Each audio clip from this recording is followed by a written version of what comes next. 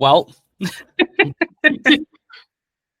welcome back, everyone. Welcome back, everyone. It's been, what's today? Like 3 months since since we last recorded. Here's what happened. I got sick twice, and Christmas happened. So, yeah, Lauren had the actual plague for a while. And dude, it wasn't even COVID. I don't know what the fuck it was. It was some kind of flu or virus, and it was my husband both times who got me sick. Well, actually, not the first time. That was my nephew on Christmas Day who got us all sick. But then it was probably like a month after that.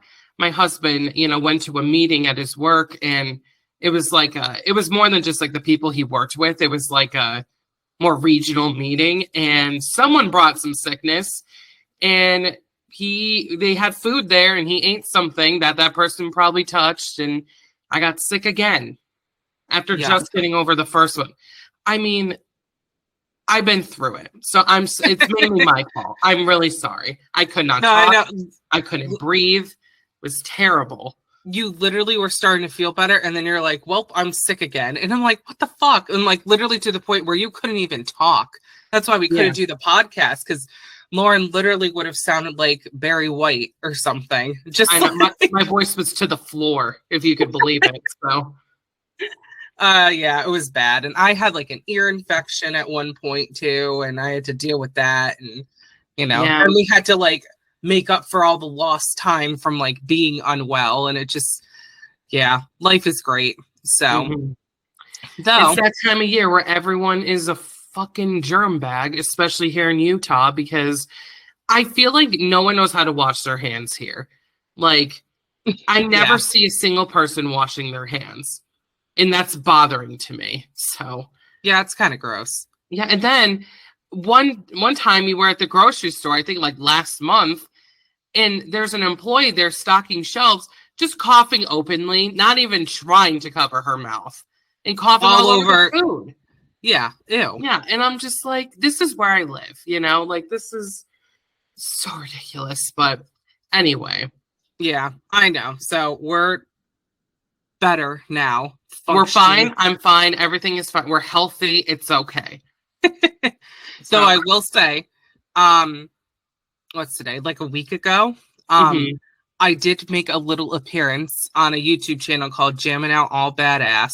We're gonna shout them out here because we talked about the podcast on there a little bit, and hosted by Mr. Francisco Polito, who's awesome. I went on Mike who made an appearance, not me. So yeah, you were doing the Lord's work, as they say. I mean, you were in the chat with Quinn, so I was. We went live. It was ladies' night, so there was a couple other ladies on there with me, and just playing music. Especially, I picked out some stuff from like New England in particular, like my area, like bands and stuff from around here. Some of which are no longer, but it was a lot of fun. We had a blast being on there, and everyone got to see my weird office with all my weird stuff in it. So yeah, all your collections, your Beetlejuice collection, all the collections. So if you are interested in watching that, we'll leave a link in the description, and you can go ahead and watch that. It's an archive live video. So but we figured, people listen to 2-hour podcasts, you can watch a 2-hour live stream. So if you feel so inclined to. It was fun as hell. I've been watching, his live streams pretty regularly for a while now.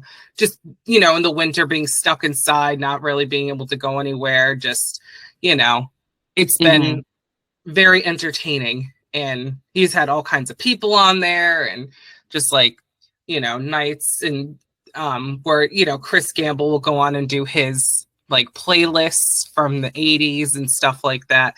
It's fun as hell. Go check out the channel. Go subscribe to the channel. Go leave Francisco a tip. Do whatever you want to do. Yeah, we'll leave a link to the channel in the description of this podcast. So yes. and go subscribe. He rules. So yes. And subscribe to us too, because we rule. Yes. So. That too. And to any new listeners from his part of the YouTube universe, hi and hello. Hey. Thanks for listening. We love you. Even though we don't know who you are, but we love you. But not in that way. Don't be creepy about it, please. Yeah, no, please. Yeah. Can I just take a second to acknowledge the fact that my inbox has been exploding lately? Like, not even just like, just, hey, you're cute or whatever the fuck. But it's just like people constantly messaging me.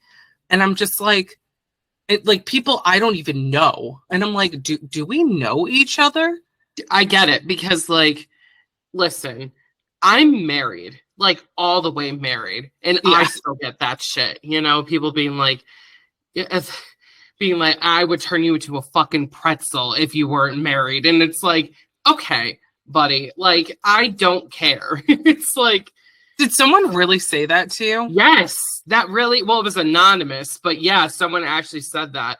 And then followed it up with, you're so beautiful. You don't know how lucky your husband is. It's like, okay, like, don't say that shit and then follow it up with that, because you're not making up for it. You're still a pervert. Like, I don't want anything to do with you, period. So, not to mention, there are better ways to pick up women. Like, you don't just fucking come out right out the gate like, I'm going to turn you into a pretzel. It's like, yeah.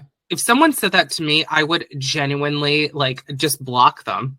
I'd be like, no, I don't want to be food, but thank you. Yeah, seriously.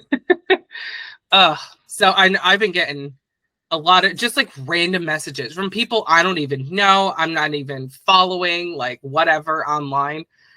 I don't know what is happening lately. If there's just, like, a collective need to just, like, talk to someone, but, like, every day I'm waking up and it's like someone I don't know. And I'm like, did my number get leaked or something? Like, what is happening? I know. It's kind of like what's going on social media anyways. Like, and it's mainly women who get bombarded by men constantly, with that kind of shit. And I know it goes the other way, dudes, before you get all fucking uppity and you're like, well, that happens to dudes. I know it does. But the ratio of it happens to females more. And you can't fucking argue that, Yeah. And, like, here's the thing, too. Like, even if it's someone I know, it's like, we did an episode about boundaries, right? Like, a couple episodes ago or whenever it was. Like, it's okay to just be like, yeah, no, I don't want to talk to you. That's okay to do. You are not obligated to reply and be nice to every person that talks to you. Right. Because, like, sometimes people are dealing with things and they just don't have the energy to, like, deal with other people. Because I've had instances where it's like, I would message someone, and I actually was talking to a friend of mine about this last night. There have been instances where it's like, someone will message you, or you'll message them and be like, hey, how you been? And then they unload on you and they send you like all this stuff. There is a huge difference, by the way, between confiding in someone and unloading on someone. Huge difference. Or it's the youngins call it now that I've picked up on, trauma dumping, where it's like they take all their trauma and just dump it on other people all the time. Is that really a term? Yeah.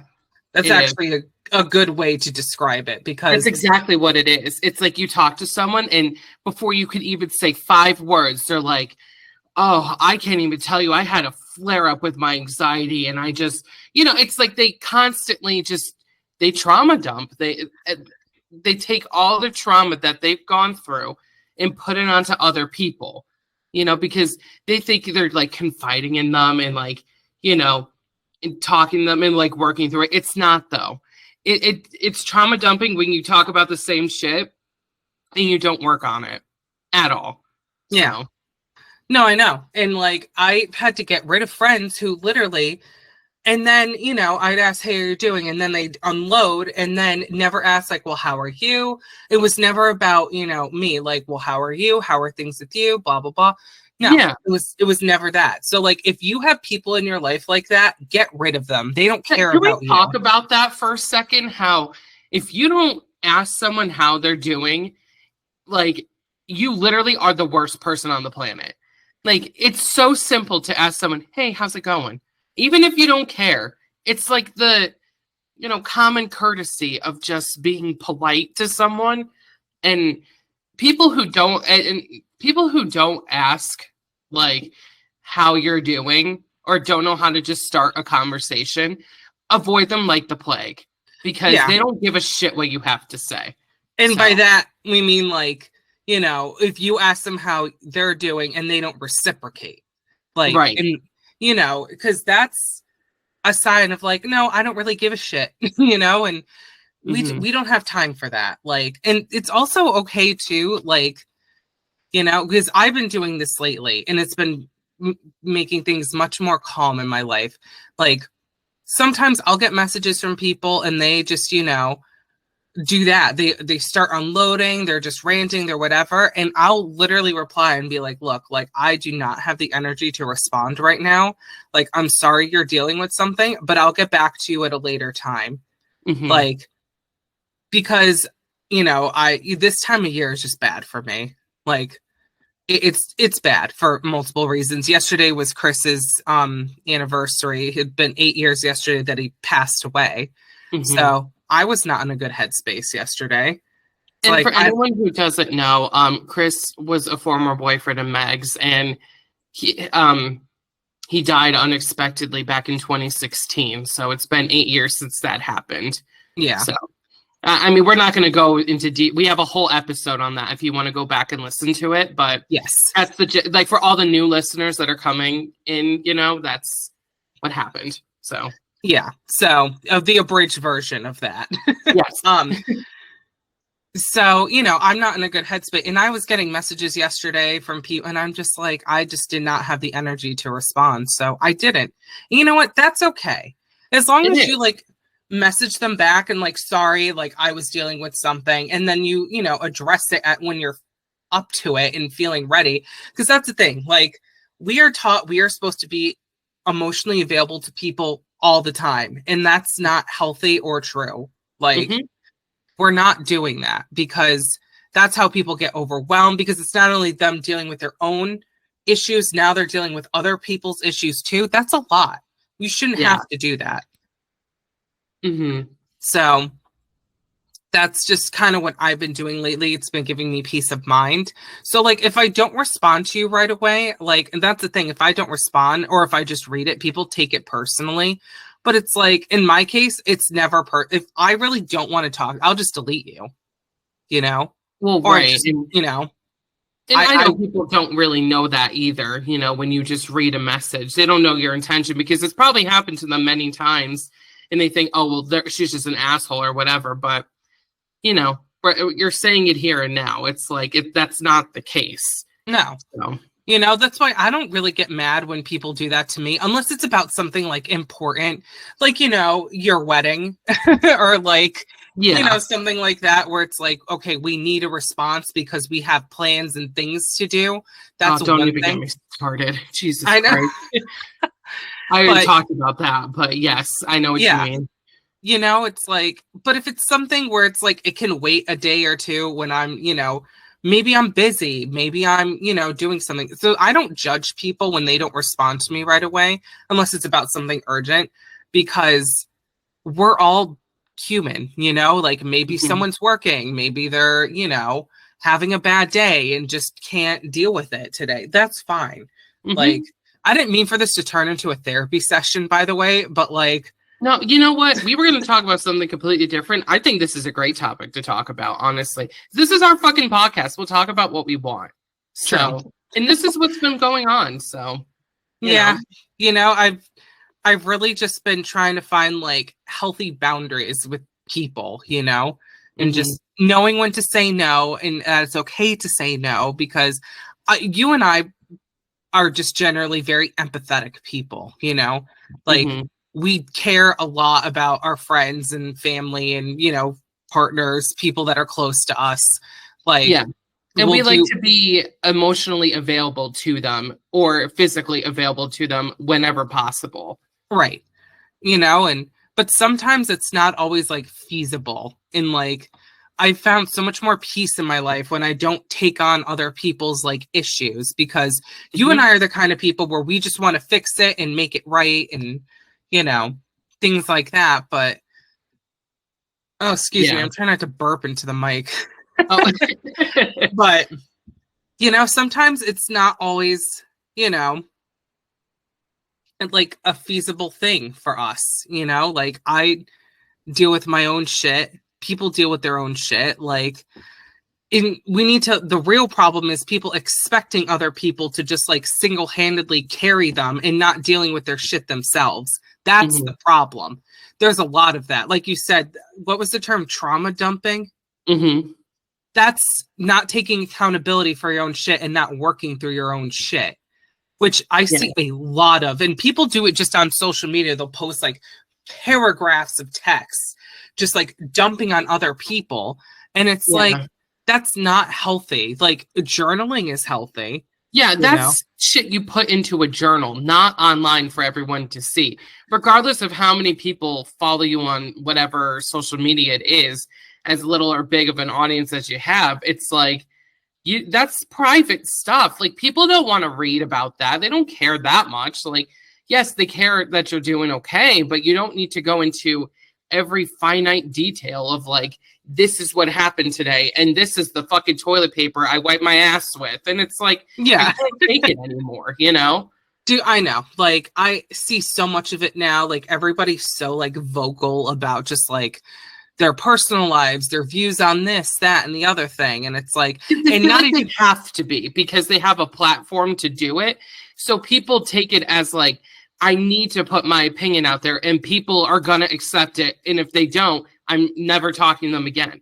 Like, decades-year-old friendships ruined by that shit. You know, it happens constantly. It's immature as fuck. And it's like, oh, I'm so tired of seeing that, you know, especially about things that are completely personal and opinionated, like religion and politics and whatever, you know, sports, you know, music, you know, it's like, you can have your opinions and beliefs and like, that's fine. But getting mad at other people for, you know, wanting them to think the same way you do, it's fucking childish, you know? That's something Toddler does. Yeah.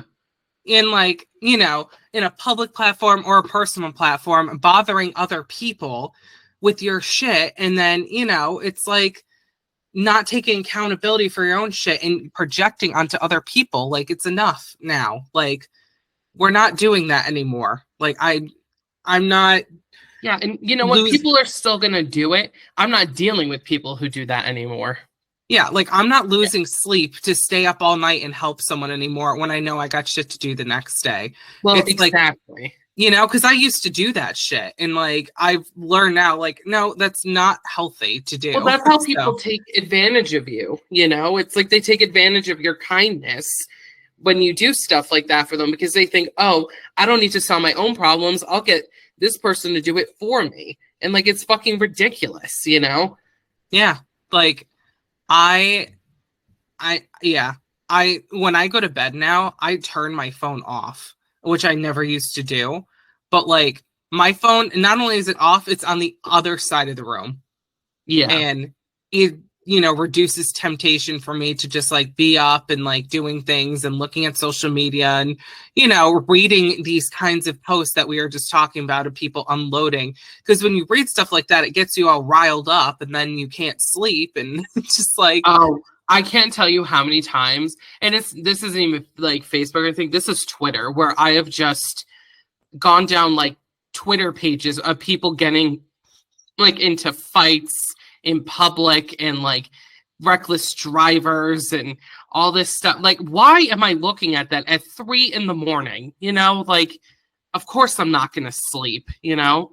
Yeah. Ridiculous. So that's why I made it a rule now. I'm not looking at any social media before bed. If I want to look at anything, I'm going to read a boring ass article so it puts me to sleep. Yeah.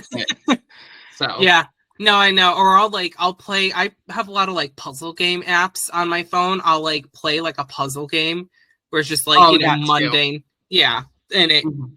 helps my mind kind of like calm down a little bit. But, this is just something that's been like kind of prevalent recently, which is why it's coming up because I've been getting a lot of messages, from people I don't know or hardly know, and they're just like unloading on me. And like, I know this time of year is hard for everyone. Just the winter time, everyone's more depressed. We're all stuck inside, blah, blah, blah. The sun isn't out as much. Like, I get it's like a hard time of year, even under the best circumstances, but like to just fucking expect like someone you hardly even know to just like I don't understand why people are like this. Like, wouldn't you like want to confide in someone that, like your best friend, your parents, your sibling, somebody, Yeah, someone who understands you better than random strangers on the internet. Yeah. And like here's the other thing too. Excuse me, it's I also advertise that I do tarot readings, and I know you have before too, but Mhm. um I recently advertised, like I do tarot readings and pendulum readings and things like that. And um people that are seeking spiritual healing are more likely to be like that because they're desperate for just like some kind of like solace in their life. And Right. I've been, messaged for like readings and stuff before by people I don't even know. And but then, once I do the reading, they're still constantly messaging me, still doing, and it's like, okay, like this, I did a service for you. Like I helped you out. I'm glad I was able to give you some kind of clarity, blah, blah, blah. But I'm not here as your therapist, like we need to Mhm. find a balance between, you know, unloading on people and then never talking to people, because I feel like lately it's been one or the other. Like I just never hear from anyone. And, people, like I said, have lives. I don't expect to hear from anyone, but it's like to the point now where I get worried and I'm like, are they okay? Because like I haven't heard from them in a while. So, Yeah. it's very like out of whack right now. And just like, me still kind of being out of work, I'll be returning soon, but just having all this free time in between my, therapy sessions that I go to. It's like, I've been noticing this a little bit more because when you're working and you're productive, you're not paying attention. Like you have Yeah. shit to do. And, when I was working, I never really noticed, but now I'm like noticing like the pattern, and it's like, wow, it's kind of shitty. Like how people, like you said, will just like, use you sometimes to take advantage of you when you show them like a little bit of kindness. And it's like, Mhm. I feel like a lot of people have been saying this lately, which is why we're bringing it up in the first place. Right. Like a lot of people have been like, like, what the fuck is this about? So I didn't intend for this to be the conversation we were going to have, but That's okay. Well, life is unexpected sometimes, so we're yeah, just rolling with it. But can I just elaborate a little bit? yes. So going off of the checking up on people kind of a thing and being like, well, if I don't hear from them for a while, it's probably because they're busy. But then after a while, you're like, are you okay? Like I found that when I moved across the country, that's kind of what happened. It's like people just assumed I have my own life here and they don't need to keep up with me. And Yeah. it's kind of sad because it's like I check in, ask anyone that knows me. I am the person who checks in on people every single day. If not every day, at least once a week, Yeah. It's like I make sure I call my parents once a week. I call my in-laws once a week. I talk to Megan every single day. Like I check in on everyone that I care about, even if it takes a while, because for me personally, it's like it's the time that I don't, that's when something's going to happen. So I'm constantly making sure and it's not like a long conversation of like, tell me everything about your life. It's like, are you doing okay? Do you need anything? Are you all right? Like, that's it. And then it's like, I go about my week knowing that they're okay, and that I talk to them and everything is fine. So, and like, I don't like the people who are just like, you know, who just never fucking reach out and then get mad at you when you don't reach out. It's like, but conversations are a two-way street. If you feel in your gut you need to reach out to someone, just do it. Even if they haven't talked to you in a long time. It would make their fucking day. Some people just don't even think about it. They don't even think to reach out to people because they're so busy. Like, I hate to say it, my husband is one of those people who has a one-track mind. And I'm the one who needs to remind him, hey, you should reach out to people more. And that's not his fault. He just gets very busy. He has a very high demand job and he's got a very busy schedule. And I kind of take care of a lot of the behind the scenes stuff, like at home for him, you know, because he works a lot. And so he doesn't remember to like reach out to people a lot of the time. And that's why I, you know, kind of point him in the direction. It's like, oh, have you talked to this person lately or whatever? Just some people just don't remember. And I feel like that's more common than anything else, rather than, oh, well, I'm just bitter and alone and I don't want to talk to anyone kind of a thing. And, you know, but no, anyway, true. That's like a long-winded way of saying, like, I agree. And here's my experience with it. So, you know, oh, sorry. Go ahead. Just one last thing is like, especially like being in a place, you know, where I had to start over and make a new friend group, you know, get acclimated to my, you know, husband's family and everything. Like, it's been hard it's been almost 3 years. It'll be 3 years in June since I've been here. And like, it's people are just coming around to the fact that I moved here. Like, people I see at like shows and, you know, some of my husband's like extended family that we don't really see. Now that we're married, it's like they kind of take us more seriously, which is kind of shitty. But at the same time, it's like, I get it. Like, I'm not just some hoe that's going to leave. Like, I'm actually a part of the family now and y'all are just going to have to live with me. But like, you know, and it's like, I would love to hear from friends. It's like, I don't remember either to reach out to people sometimes, you know, it's like, as much as I check in on the people that I'm really close to, it's like, sometimes I don't reach out to everyone and I feel bad, but if you miss me, just tell me, like, message me. Like, hey, miss you. There's also like that meme that goes around too, where it's like, hey, we should make plans. And you plan like 8 months in advance, but it never fucking happens. Oh, I know. You know what? That's the thing. Like, you know, I understand, like, we're adults, we have lives and stuff like that. But I've just more so lately, I've been noticing, like, you know, and it's complete strangers have been like, you know, messaging me, wanting to just like tell me their life story and things like that. And it's just like, whoa. Or like people I barely know. Like, if it's, you know, obviously someone I know, that's a different story. But like, you know, I've been kind of noticing lately, like, we don't have to like, you know, exert ourselves for people when we can't handle it, you know? Mm-hmm. Like, that was the main point of all of this. Like, I've been guilty of that before because I feel bad. You know, we're just empathetic kind of people. Like, you know, I would go out of my way, but it's like, you know what? Never go out of your way for someone that won't go out of their way for you. And that might sound selfish, but think about it. You know, why are you going to put all this energy into someone who, like we said before, is not going to reciprocate, never even ask how you're doing, never, you know, they just take and they never give. Why were we going to waste energy on people like that? We're not, you know? Yeah. And it's not always people trying to be malicious or bad about it. It's just, you don't know them well enough to go way out of your way for them.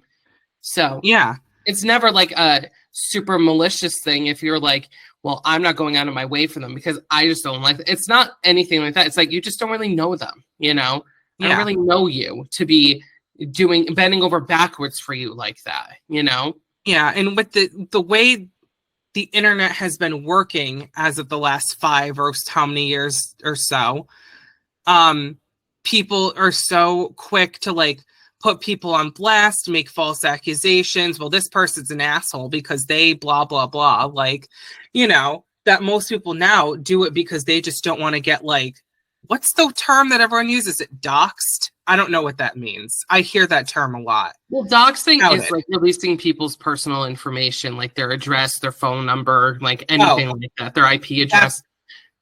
That's not what I meant. Like being outed by people for, you know, because there's been a lot of false accusations being made lately too. It's just like, I'm so sick of it. Like, it's to the point now where I'm like, I'm pretty much at some point soon, I'm going to just delete all my social medias. And if you want to talk to me, you can write me a letter or come to my house. Like it's the 18th century, because I'm kind of done with it, you know, like I like, you know, using my social medias to, you know, to show off my art or other people's artwork and things like that. And, you know, use it for how it's intended, keeping up with your family and like your friends and, you know, people that you know in your personal life. Mm-hmm. But like, I don't care. I honestly, like, I know a lot of people do that are artists or in bands or stuff like that. So, you know, they can reach a bigger audience to like, you know, sell their records or whatever. But like, I don't care if people buy my artwork. Like, it's cool when it happens, but I'm not like, it's not my source of income. Like, if I sell something, it's cool, but like, I don't do it for the purpose of making money, you know? Right. So I don't care about, you know, having people on there so they can see if you see my artwork, great. Dude, when I die, that's when my artwork will be worth something. Like, that's just how it works. So, but, you know, I'm trying to limit it now to where it's like the less chaos in my life, the better. Like, right. And I think, oh, sorry. No, go ahead. I was just going to say, going back to your point about like narrowing down your friends list, what I would do and what I'm probably going to end up doing is, unless we had a conversation in person that lasted longer than 5 minutes and you know a little bit about me, you will be able to stay on my friends list. Otherwise, no. Like, if I've never hung out with you, we've never talked, there's a language barrier, I don't know your fucking first and last name because it's some weird fucking shit that you put on there, like necroblood, you know, ass fucker or whatever. Like, what do I call you in person? It's like, oh, I know that guy's name is necroblood ass fucker. And it's like, no, his name is Tim. Like, oh, I hate that. Can we talk about that for just 1 second? Yes, because metal dudes constantly do that. And they have these, it's not the females all the time. It's the dudes with these outrageous fucking names. Like, dude, not to mention, like, I know everybody gives women shit like, oh, you wear all that makeup and you put filters on and that's deceptive. But how deceptive is it when you go to fucking add someone or follow someone online and they have no pictures of themselves? Their name, like you said, is like necroblood ass fucker. And you don't even know who they are. And like, dude, you have to be so ugly if you don't have a single picture of yourself. Like, you know, and I know a lot of people, well, I do it to be anonymous. No, you're doing it because you're ugly. Like, let's be honest here. You know, why do you think girls use filters and put on a shit ton of makeup? Because we feel ugly, you know? Yeah, they use those Japanese anime filters on them, and then you see them in person and they look like Jabba the Hutt. You're like, God damn. Yeah, and not to be mean, but like, it's true. As a female, like, I know. Like, yeah, we know our own kind, just so you know. Girls do that shit. And it's so, and you can tell when something's been like filtered 700 times and they don't even have a nose. Like, it's so bright and you're like, okay. But like, dudes are just as fucking guilty when they do stuff like that. Or they just have pictures of their truck, their motorcycle, their whatever. Like, you are just as guilty. So we're not even going to start with that because exactly. How many times, especially recently, like you said, it's like, go fuck Commando Christ is like sending me a friend request. And it's like, you know, it's like, I can't with this shit anymore. So, and all the goat commando, like fuck Christ or whatever I just said, I'm not dealing with. Like, I don't know you. Like, I like metal, but I'm not as avid about metal as like a lot of other people. So I know. And it's like, then you try to go meet this person in person and they get mad at you because you don't know their first name. I'm like, where was it? I checked everywhere. I couldn't find the first name. It's necroblood ass fucker. I literally thought that was your name, you know? Dude, I will never forget, like, we actually met a girl that we knew online, and her name online was like Malice something. And we never knew her fucking name until we met her in person. We're like, dude, we don't even know what to call you. And she's like, oh yeah, my name is blah blah blah. Should I just say it because we have our name's Caitlin, and Caitlin. But no, I go by Malice, and I'm like, okay, like, seriously, dude. God, so that's the thing too. To this and sends us a death threat because I wish, I wish a bitch would, It's been a while. Nothing's gonna happen. But I know. She probably forgot who we were, honestly. Yeah. So. But that's what I've been kind of noticing too. Just, from having a little bit more time and being on social media a little bit more is like I'm getting all these messages of people just like pestering me for my time and then getting irritated with me when I don't respond to them. And it's like, maybe I'm doing something, or maybe I just don't want to talk to you. Like, what are you going to do? Like, I don't owe you anything. I'm sorry. Like, it'll be one thing if it was like, Lauren calling me up like instantly, I'm like, what's up? Because she's my sister. But someone I barely know, like, I do not have to go out of my way for these people, and neither do you. So it's just, this is just something I've been like kind of noticing lately and excuse me, just dealing with. And just like every day, it seems like. It's like, I don't know what is happening. Like, I'm ready to just delete my social medias, dude. Like, I know. I feel it. Like, if we didn't need it for networking purposes, I would just fucking not have it at all. Yeah. I might just delete my personal account and just keep the art account. Mm-hmm. I would. Yeah. I barely even go on the art account, honestly. I don't really post art that much. See, like, that's what I mean. Like, I don't have like a business that I run. Like, I draw things sometimes and I post them online and like, that's it. Or sometimes I get hit up for commissions and stuff like that, but I don't take it that seriously. Like, I do it because I enjoy it, and once it becomes a business, you don't enjoy it anymore. Like when I was doing commissions regularly and stuff, I hated it. Oh, well, you get to do art for a living. Yeah, it doesn't matter. I'm not enjoying myself. Well, when you do something over and over and over again, no matter how much you enjoy it, it starts to become more tedious than fun. You know what I mean? Right. So unless you really, really love it, like people who play video games for a living, like that's easier because there's 100 million games to choose from. It's like you're never really bored. But like with art, when you have a distinct style that people expect you to do for them, it's like it gets boring after a while. So I get it. Yeah. So that's my 2 cents about that. I know. I don't know how we got on this topic or whatever, but I feel like we're here. Yeah, it's pretty prevalent because I'm sure everyone at some point, when you have any kind of social media account, have dealt with this kind of shit. Oh yeah. So, oh my God, I'm trying not to burp in the mic. I'm so sorry. Jesus. I'm garbage. But should we cut it there and just go to a break? Might as well. Okay. I know. We should go to a break.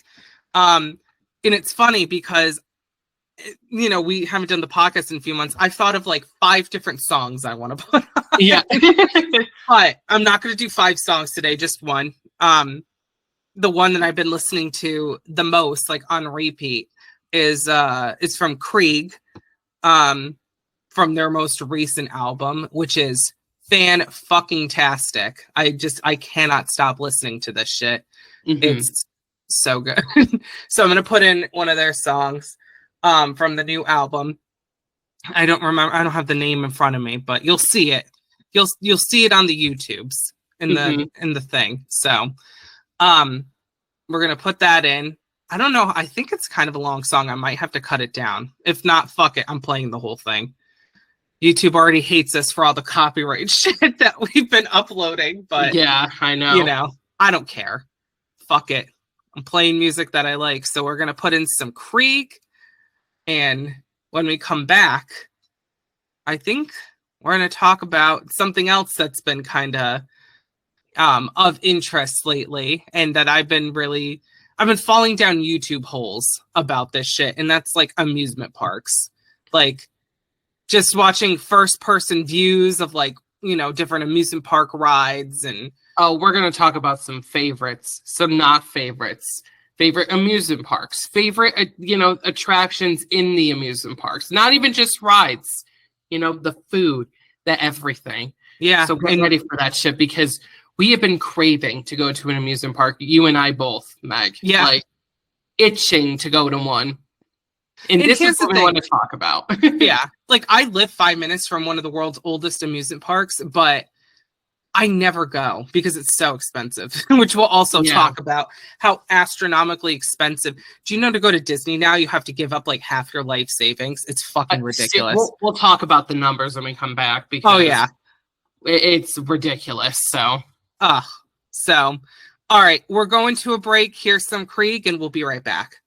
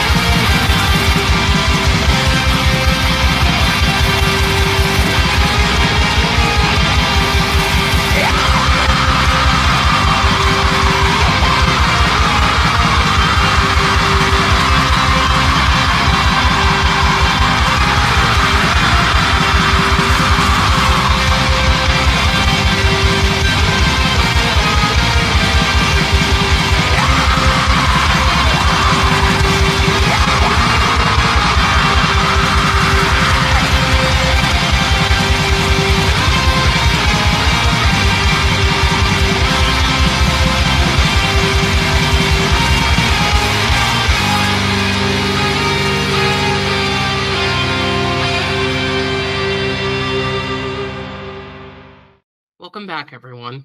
Welcome back. Hope you enjoyed those sweet tunes. Oh, dude, I'm so obsessed with that album. It's not even funny. I still need to listen to it. Well, I'll probably listen to that song once this podcast comes out, but I'll actually listen to the album soon. Listen to it with Quinn. Quinn will like it too. Okay, well. I feel like the last few episodes, I'm like, you and Quinn will love this, and you just haven't listened to anything I've put on here. I'm pretty sure I did. No, I'm kidding. You have. Okay. So during this break, we actually did a little bit of research for what we were going to talk about when it comes to like amusement parks and stuff, because on a whim, I'm like, I wonder how much like it all costs to go now, like to go to Disney World, to Disneyland, to both Universals. And then we did amusement parks closer to us. So I did Lagoon, which is like the amusement park here in Farmington, Utah. You know, it's in the area. And then Megan looked up Lake Compounds, which is the one, you know, in Connecticut. And we did a little comparing. And Lake Compounds is known for being the oldest amusement park in the country. Yes. It's been open since like 1860 something or something like that. Technically like, the first amusement park. Yeah. So next to Knott's Berry Farm, which is also just as old. So, and you would think with that alone they could charge way more. But before we get into the pricing, the reason why we're talking about this in the first place, like I mentioned earlier, is because I've been watching so many walkthroughs of just like, you know, first person view of like rides and stuff, because I get motion sick. I can't do rides anymore. I don't know. Like I have like an inner ear problem. There's something wrong with me. I can't get on rides. And so I, you know, live vicariously through them, or through people that ride them and post them to YouTube. And I've been watching, and especially like roller coasters, because it's like, I can't even imagine like going 200 miles an hour in the sky. Like, yeah, Jesus Christ, you know, it's so like crazy to watch. And the other aspect of that being, amusement parks are kind of where, well, mine, and I'm not going to speak for Lauren, but I'm going to say Lauren's too, our general interest for like animatronics and stuff. Just, you know, going to Disney. It's one of them because of like places like Disney and, you know, that have the animatronic bands and stuff, you know. And that's kind of like, we did a whole episode on the Rockefeller explosion, you know, who was part of Showbiz Pizza and like how that started. And the whole point of creating that restaurant was to bring Disney more locally, and rather than having to travel all the way there. So that's kind of how it got started. So it's like between that and going to amusement parks and stuff, that's why we love that stuff so much. Yeah. So, and like, I'll still never forget, like, you know, when we first went to Disney, we were like, what, like 4 years old? 4 or 5, yeah. Or we might have just turned 5. So it was like 1997 when we went back in the day. And just like seeing all that shit there, and just, it was like the most amazing thing, because, you know, every kid, I feel like back in the 90s anyway, like if you went to Disney World, like you hit the fucking jackpot. You were like, fuck yes. And you go back and brag to everybody like at school, like I went to Disney World, because we went to Disney World because we're closer to Florida. Yeah. You're closer now to Disneyland. Yeah, and I've been to both because I used to have an ex that lived in California, so that's why, if he wasn't far from Disneyland, we went, you know. And we got him for free because he knew someone who worked there. One of his band members worked at Disneyland and got us in for, because the way that it worked, and I think they still do this, I hope, because this was in like 2014. But if you know someone that works at Disneyland, they could put you on a special guest list and you get tickets for free. So we didn't have to pay to go to Disneyland at all. We just paid for food and stuff. Yeah. So it saved a lot of money. That, and, you know, we went to Universal too, but I had to pay for it because there was a AAA discount that they did at the time. I don't know if they still do it. At least, you know, in 2014 they did. And I saved us a bunch of money to go. So that's why. Yeah, speaking of pricing, how much did you pay back then compared to, because we have all the prices for not even just Disney World and Disneyland, but for Universal also. I don't remember. I think for 2 people with the AAA discount, it was close to $300. Jesus Christ, for one day? Yeah. That's and they had outrageous. just opened the Harry Potter theme park too. So oh, well, there you go. Actually, it was 2016 when we went. In 2014, I went to Disneyland, and then 2016 we went to Universal. And it was $300. Yeah, or just under. It was like 280 something, or like close to $300 after tax. So, well, compared to the prices we have here, that's actually not that bad. Exactly. So it was a little bit of a discount. It wasn't a crazy major one. It was like 10% off or something, you know. So every little bit counted. But yeah, it was. But then Disneyland, I don't know how much it cost at the time because I got in for free. So yeah. Which, thank God, because I'm looking at these prices right now. Dude, this is outrageous for an amusement park. Well, in Disneyland isn't even as expensive as Disney World, which is astronomically expensive. Because let me start with Disneyland first. So, and you could go right on the website and it has all this shit. I'm not making any of this up. Where the hell is, here we go. Okay, so a standard, just regular ass ticket to Disneyland for one day, it's $96 a person. And that's for the, you know, there's no kid price or anything. That is just for everyone. You know, that's because they separate by ages 3 to 9 and then ages 10 and up. But then children younger than 3 don't need a ticket at Disney. So if you bring a 2-year-old or younger, you don't have to pay for them. But, you know, people wait to bring their kids when they're 3, 4, or 5 years old because then they remember. They don't bring infants to Disney, which is stupid. Yeah, that's pointless. Yeah, so $96 a day just for a standard ticket. And then they have like other offers and stuff. Like they have a kids special ticket where it's only $50 a day, or whatever. But then if you're a resident of California, you know, you live in the area, you could get a ticket at $92 a day instead of $96. So you save what a discount. A tiny bit. Yeah, it's oh boy, you know. But so I did some math. So I did just standard ticket, $96 a day. And I put in for 2 adults and 2 kids because that's like the average family. You know what I mean? Right. It's like that's going to Disney. It's always the kids between 3 and 9 and then 2 adults, you know? So I did it for that. And I set it for a max of like, you can only do 5 days for Disneyland. For Disney World, you could put in more days, you know, and they have more discounts the more days you put in. But for California only, that and for the, not just Disneyland, but also for, you know, the, what's it called? The other park, Jesus Christ. Universal? California Adventure, Jesus. That's right next to it, you know. I don't think it counts for that. I think it's just one ticket to Disney. So not even counting California Adventure. For 2 adults, 2 kids, and maximum of 5 days, it is $2,160 before tax. So, I mean, and I'm going to put this into perspective. When we would go rent our house in Narragansett, like near the beach, we paid about that amount for a week for a house on the beach. Right. So I can't. Who is spending $2,000 to take their children to Disneyland? I'm sorry. Like, I know. That's outrageous, you know? And I think the last time we went to what was Disney World, we'd have to ask Mom because I don't remember how much it was, but it still wasn't even that expensive. And that was back in like 2007, 2008-ish. I don't remember what year. I think it was 2007.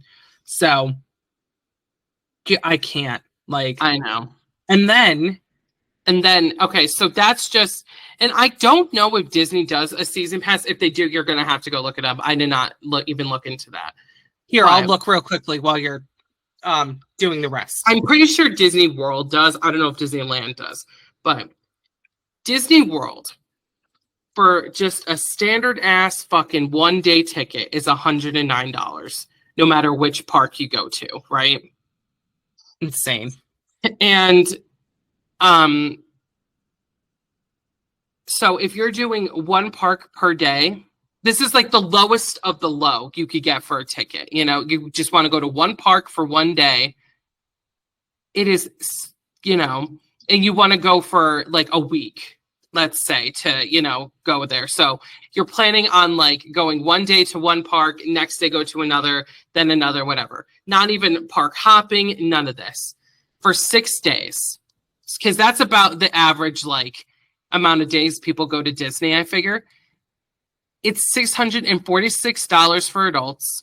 It's $626 for kids. For just the basic, you go one park 1 day and that's it. No water parks, no nothing. But then the most expensive one, that the ticket that you could get is a Park Hopper Plus. So you could go to all the 4 theme parks plus the 2 water parks at any time during the day, jump around, and you could do it for 6 days in a row. So for that, it is $756 for one adult and $736 for one kid for 6 days. Is that even legal? Like, yeah, I know. And that, so let's say you fucking, you know, do the most expensive one and you go for 6 days and it's 2 adults, 2 kids.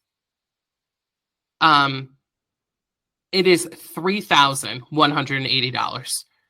That is how much it is to take a trip to Disney with just 2 kids. Can you imagine these families who have 4, 5, 6 kids and they're going to fucking Disney? It's like $10,000 to go now. Just to the parks. Yeah, if you don't have any kind of discount or anything like that. Because not everyone's fortunate enough, like, to get discounts and stuff. Like, I know you did through AAA, and I mean, that was Disneyland, not Disney World. But, right, dude, that is... Who the fuck is paying that much to go to Disney? And it's crowded, and there's just fucking people everywhere, and you stand in lines for hours, and it's like, why would I pay thousands of dollars to go stand in line? I know. And I found Disney World's annual pass. It's $1,449 per person for 1 year. Who? So you have to live in the area to get this, by the way. Like, you know, it's not like you could just get the pass and go twice and that's it. It's like, you know, you benefit from it more if you lived in Orlando. You know what I mean? Well, I will say, you know, the channel we watched, the Carpetbagger, Jacob has one of those annual passes. And I think he went about... he goes there all the time. He lives in North Carolina, though. So, like... It's a 9-hour drive from where he is. But he still goes all the time. He, you know, since the beginning of this year has been like 4 times alone. So... Yeah, so unless you're going like that all the time or you live in the area, what is the fucking point? Dude, I know. Like, that is outrageous. Even just, like, Universal, too, which I looked into, I think. Yes. Can I just say really quick, for a family of 4, because it's ages 3 and up, regardless, there's no kid pass. So a family of 4 getting, you know, year-round passes is $5,796 a year. Who? It's stupid. So, sorry, go ahead with Universal. I do not love Mickey Mouse that much. I'm sorry. Me either. Okay. So for Orlando, Universal Orlando. So this is just like, you know, the basic, like 1 day for a child and 1 day for an adult. So for a child, it's $111.50. And for an adult, $116.50 for 1 day for just Universal. That's crazy. And is that both parks or is it just one? I think it's both parks, because then they have islands. If this is Orlando, they have Islands of Adventure, and then they have the water park too. I forgot. Oh no, wait! I think that's only one park, because then the most expensive one for a child is $320.99, and then $333.99 for an adult, and that's Islands of Adventure and the Harry Potters and all the shit for 1 day. Oh, $300. Yeah, $300. who in the fuck is paying that much? I know, and especially people who go to Florida or go to California to go to both Disney and Universal, you're paying for both of this. So keep that. You have a family of 4, you're already paying over $3,000 just to go to Disney World, and then you got to pay another like almost $1,000, you know, or almost $2,000 to go to Universal. It's like, what the fuck, you know? It's so expensive. And those are just the tickets, not even food. If you want to buy stuff, like I know. Just to get into the park, plus whatever you have to pay to fly there if you're flying in there and to stay there and everything. That's like a $15,000 vacation. Or even $20, $20, Jesus, $20,000, depending on, you know, how many kids are there, how many adults, how many people come with you. It's a lot of money to go to these places now, just so you know. And when the last time we went, when it was about 2007, we rented a villa outside of Disney. It was like a house, and it was so nice. And it's way cheaper. Like you're paying like probably like $1,000 for the week. You know, a whole week. Yeah. Yeah. So it was like, even back then, 2007, it was $1,000 for that. But I don't know what the price. I'd have to look into it. Hold on. I'm going to do some research while you talk amongst yourselves. But yeah, because we went to, I'm trying to remember where we went. We went to like all the theme parks. We went to Magic Kingdom, Epcot. We went to all the parks, but we didn't go to any of the water parks. Yes. So I think we did have like the park hopper like tickets for like a week, but we didn't go to the water parks at all. Just the theme park. Yeah, it was still expensive. I'm looking at a table right now. Oh, okay. So let me see. So the 2000s. Let me jump to that. 2007. So, don't mind us doing research on the fly. Yeah, I know, right? Should I put in the Bob Ross music? If you want to. No, I have it right here. Okay, let's see. So what did we? It depends on what we get. Because we got the park hopper tickets. I think we got the most expensive one. Okay. Park hopper. Oh wow. Okay. It was. I don't know how to read this table. So let me see. No, this is the passes. So park hopper add-on per ticket was an additional $22.50. Okay, so we paid about 60. I can't do mental math. Was it $67 a day? But we only went to the parks like 3 or 4 times. Yeah, but we paid for the whole week. All right. Because you pay ahead of time for it. That's why. Here, I'm going to send you the table that I'm looking at because I don't know if I'm reading this right. Let me see. Here. Lauren, you're better at this stuff than I. Lauren could hack the Pentagon if she really wanted to. Like, oh, please. No, I'm serious. 1, 2, 3, 6, 7. Okay. Because it says Magic Your Way base. I don't know what that means. Hold on. Because we were all adults. It was 4 adults because we were 15 when we went. Yes.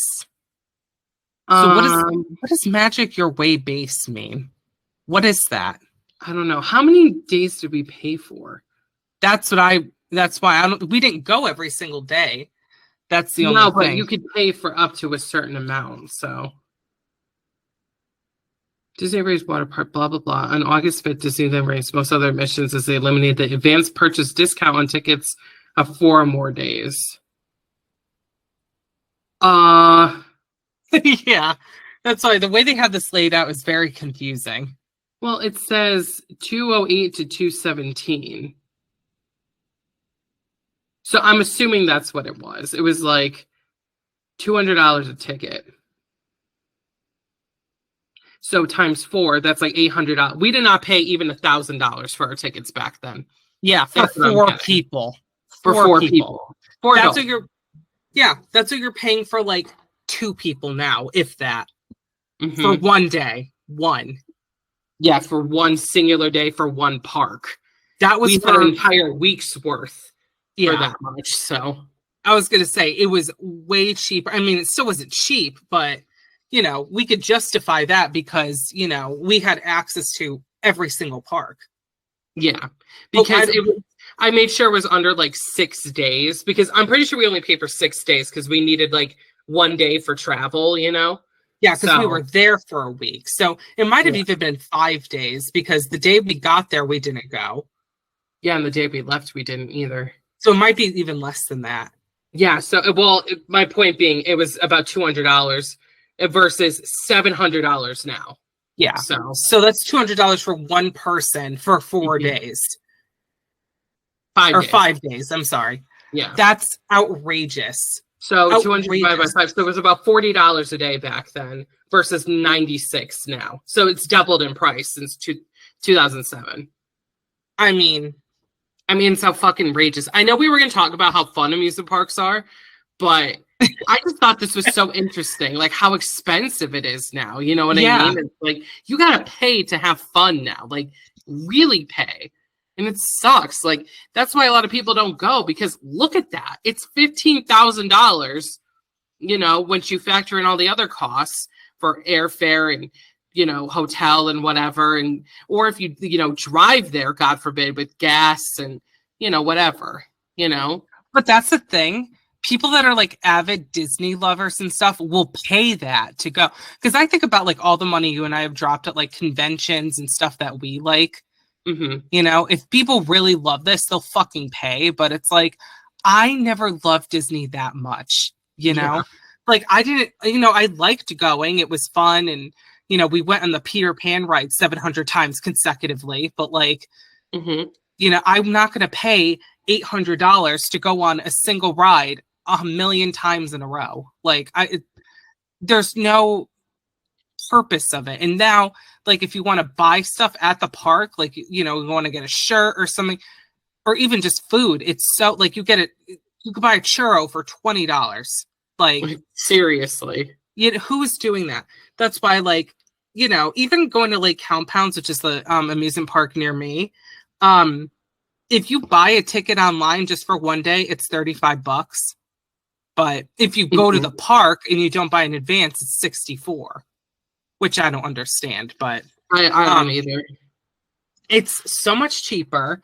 And if you want to get like an annual pass, depending on which pass, they have different like levels. The cheapest one is like $23 a month. And the most expensive is like $48 a month. And that's like includes fucking everything, and it includes admission to like other amusement parks in the area as well. So if that's like so good. Yeah, like if that's something you do, or if you go there all the time, I think that's worth it. Like, I remember when we were younger and we used to go to Lake Compounds all the time, my grandfather for Christmas would get me and Lauren annual passes back then, like just for the year. And I think for each person for the entire year, it was only $64. Which is crazy. Yeah. And that was back in, the early 2000s, around that time too, 2006, 2007, maybe even before, Yeah. $64 a person for the whole year.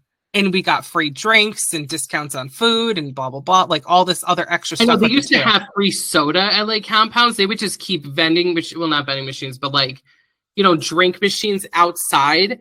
And you could take free soda all day.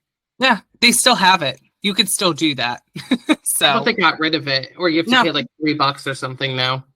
I think it's part of like when you buy the passes, I think you can still do it. Oh, I see. Like if you just go for the day, you can't. But if you have like a pass or whatever, then yeah, you can still get free drinks. So. Oh, okay. That makes sense. Yeah, which is great because everyone used to be able to get free drinks there. So yeah, but they had a lot of issues with it because like people would just like, take advantage of it. And, it's always one person that's got to ruin it for everybody else. Because they would go into the gift shop and buy like the big, like, cups that you can take home, with like Lake Compounds written on it. And then they would fill it all the way with like soda or whatever. And I know it's like 7-Eleven free Slurpee day. You know what I mean? Because they give you cups next to it, but they're just little like Dixie cups. They're not big. Well, they were Pepsi cups. They were like these paper, like just little Pepsi cups, but they weren't super small. They were a decent size, but yeah, that's what either. That's what they wanted you to use, just so, people wouldn't do that stupid shit, but people are doing it anyway because people. And yeah, so it ruined it. But that was great. Like when we go in the summer and stuff and be dehydrated as hell, you could just go get water without having to buy a bottle. So yeah. Oh, the best. Or use a disgusting drinking fountain, because I don't know why drinking fountains are a thing. They're literally just petri dishes. I know, they're nasty. With water. They're so gross. So Lake Compounds is still pretty reasonable.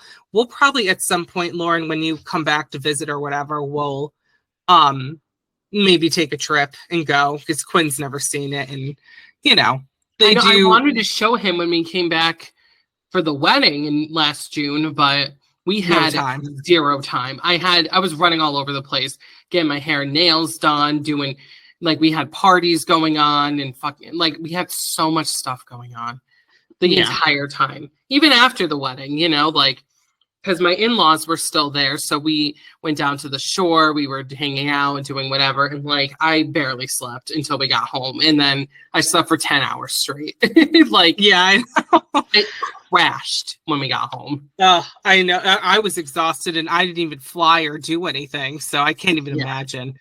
Yeah, but it was exhausting. But I mean, you guys could come back, because now Lake Compounds used to have Haunted Graveyard, which is their Halloween and now thing. It's called Phantom Fall Fest. Sorry. I was gonna say, I think they got rid of the giant haunted graveyard, and now they just have a bunch of little haunts. Yeah, they have on there. Almost 8 to 10 mini haunts that you can go through that aren't as long, obviously, but they're well themed and everything. I think that's really cool. That's what they should have been doing instead of one big attraction, because I think they got something. I went to an attraction here called Nightmare on 13th, and it was set up the same way, where it was a 45-minute type thing. I almost had an anxiety attack because it was too many jump scares for way too long. But if I could do it for 10 minutes at a time, I can handle it, Yeah. And I think they got complaints about it too, because it was a 45-minute thing, and people are that's just way too long. It was a lot. And they broke it down into smaller haunts you can go through, because and I think they're about 10 to 15 minutes each. Not even. But no, it's 5 to 10. 10 max. 5 to 10. Because, a lot of people complained about how fucking long. Because it was literally, because I've been through it before, but this was years ago. And it was 8 different haunts in one thing. So it was you go through a haunted house, and then you go through a meat factory where someone's getting sawed in half. And then you go to a carnival, and then, it's one of those kaleidoscope rooms where everything spins. And then there's clowns and an asylum and, all that stuff, It was just a bunch of haunts Frankenstein together. And it's it didn't work, It was it was too much, and it was exhausting. And there was no, if you needed to leave, if there was an emergency, there was nowhere to go. You were stuck through the whole thing until you got out. So, which is kind of not safe. So that's a hazard. Yeah. Yeah, so I prefer that, and I haven't been since it was Haunted Graveyard, so I want to go with you, Lauren, and Quinn, and we'll check it out and see.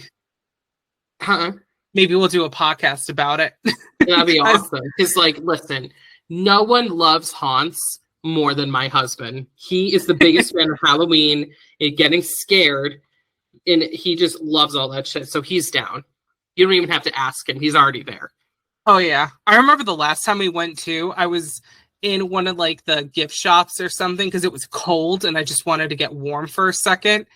And someone dressed up as a giant werewolf walked in and got 2 centimeters from my face and screamed at me. And I think I lost a life that day. Oh, that's the guy in the ghillie suit who got me and Kim really good. I love that guy. That was the funniest shit. I think you and Lucas almost threw up from laughing so hard. Lucas definitely hit the deck, because... Oh my God. So in high school, we went to a haunted graveyard when it was still a haunted graveyard with a couple of friends, Kim and Lucas. And we were Rest just in peace, walking. Lucas. Yeah, rest in peace, Lucas. And we were just walking around, it was like 50 degrees outside and we had Dippin' Dots because that makes sense. And like, you're just walking around, having a good time, you know, and there's scare actors all over the place that like get you. It's like Six Flags Fright Fest. It's the same thing. So we were walking by, like, I forgot where we were, but I remember it was like this like center, like bit with like all this grass in it, and there was a fence around it or whatever, just like a decorative thing. And it's dark out, you know, so we didn't see a guy crouching in there in a ghillie suit. And if you don't know what that is, it's like a head to toe suit just covered in like grass and weeds and stuff. And like people like use it for hunting and stuff like that. So they blend in and, you know, to the grass and they don't get caught. This fucking asshole in this ghillie suit, like, jumped out at me and Kim, and we screamed so loud. And I mean, I didn't even see him. You know, Kim was closer to him than I was, but I screamed more so because she screamed. But then I saw him, and then I screamed again. You know, it's like, Jesus Christ. Dippin' Dots flying everywhere. Me and Lucas, Dippin' Dots flew up in the air. It was terrible. Like, she was pissed because she lost half her Dippin' Dots just from that guy. And like, you and Lucas were behind us and watched it happen. And just, I heard you hysterically laughing. I mean, you know that laugh that like they do, like Italians do, where they like scream almost like a scream laugh? That's what you were doing. My Italian scream laugh. Oh, yes. Oh, I laughed gosh. so hard. And then after that, I remember we went on the Ferris wheel and we saw another guy jump out of the woods, and Kim screamed again. We weren't even near him. And I was just dying. Like, she had a post-traumatic response. Oh, but poor Kim, she got it that night. They really got her good. Dude, that's the thing, though. Like, when we were going through, like, we went through the little haunts. Because back then, there was the haunted graveyard, but there was also little haunts, too. Mm-hmm. We went through, like, one of them. It was, like, just, like, a fun house or something, like a bunch of clowns. They fucked with Kim so bad. Like, oh, I know. They just knew. Like, they pointed her out, you know? That was the funny, like, literally, because, you know, they'll notice, like, the person, like, if you're standing in a group, the person in the middle is the one that's usually the most freaked out. So that's the one they go for. Yeah. And Kim, of course, like, didn't want to, you know, be in the front and, like, you know, but it's almost better to be in the front because they don't fuck with you as much. It's true. When I went through Nightmare on 13th with Quinn and I made him walk in front of me and I was behind him, I got fucked with so bad. They scared me at every turn because I was too afraid. I know. I have a heart condition. Like, I can't do that shit now. I know. Like, I have anxiety. Like, I literally cannot do that anymore. Like, maybe we could go through, like, you know, the 5-minute one, like the little ones. Like, yeah. But, like, something big like that where it's, like, half an hour, 45 minutes, an hour. I cannot do that. Yeah. Like, I'm so good. I can't even go on the Ferris wheel anymore. I used to love the Ferris wheel. Can't do it. I get vertigo. I get nauseous. Like, I don't know what is wrong with me. Like, one day I was totally fine. And then I was on the Ferris wheel when it happened. I started to just get dizzy as hell. And I'm like, well, I can never do that again. So yeah, I was but it's funny. Dad told me he's the same way. Or father. Hi, Dad. Mm-hmm. Hi, Dad. He's the same way. Like, he used to be able to go on rides and do so. And then one day he just couldn't. Like, he just gets dizzy and like, he just can't do it anymore. So I don't know if that's something I just inherited from him, but I don't know. Maybe. You're the same way too, right? Or no? Because No, not really. I can do some rides. Damn, that's weird. That's why we're twins, but we're not exactly the same. Like, yeah. Well, Mom doesn't have that either. She just doesn't like heights. So. Oh, I remember. Because she brought this up recently. I don't know why we were talking about it, but when we were younger, we went to a place in Pennsylvania, Sesame Place. Oh my God. Yeah. You know, the Sesame Street themed like park.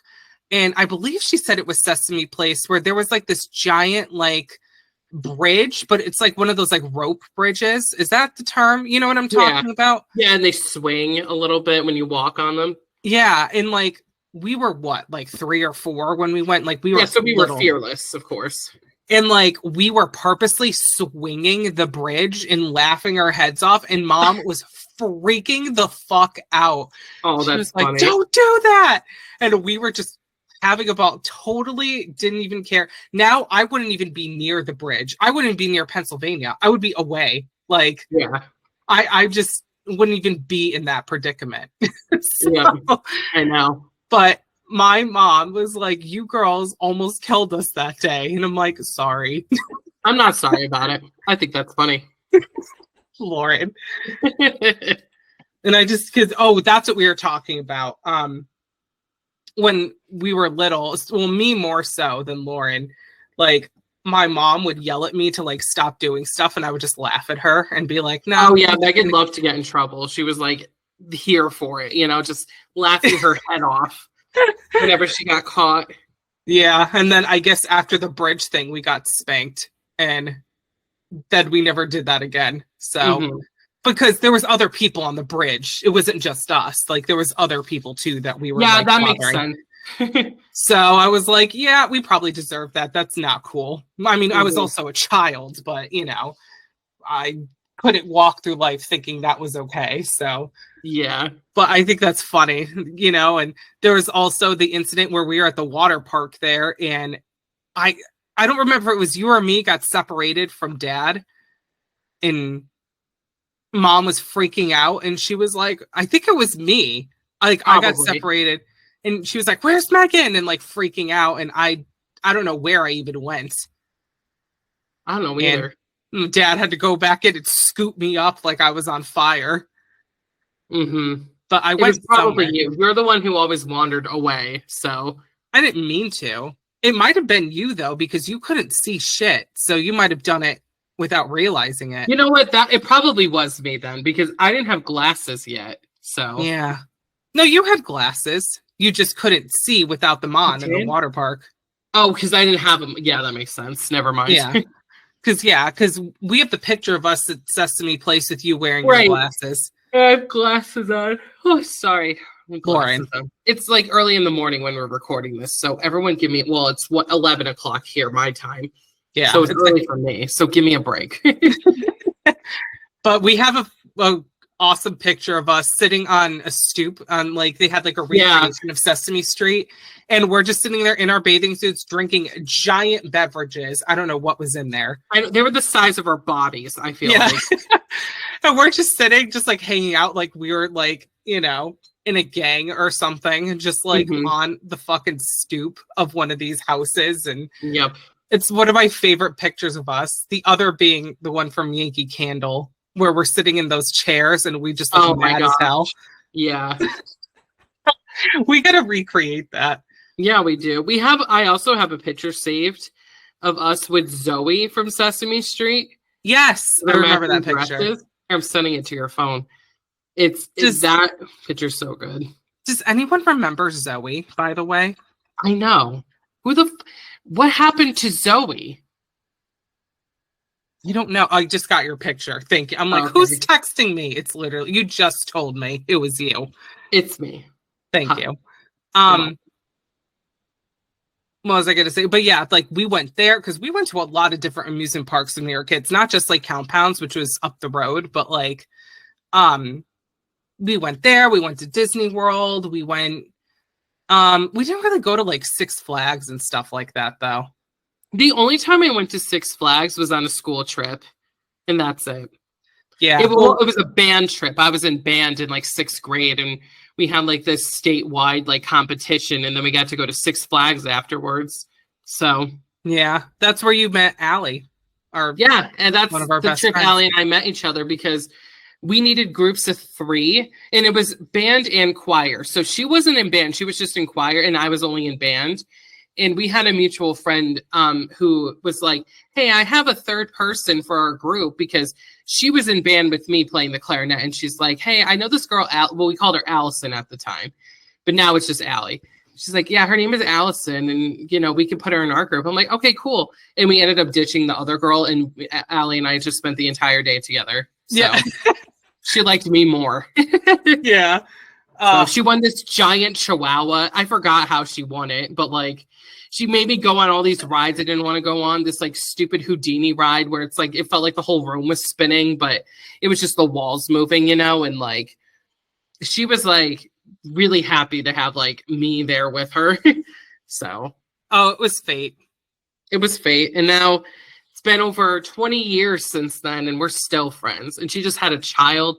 I can't. So oh yeah, in the time that we were MIA with the podcast, Allie had a baby. So yay, congrats, Allie. Yay. We're gonna have to get her on here soon. She's got her own podcast about Hocus Pocus.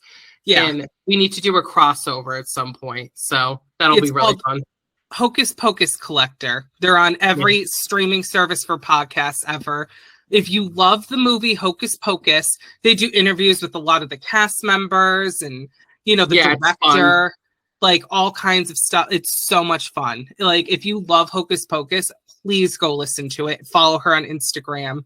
We'll link all of her stuff so you can go check her out too.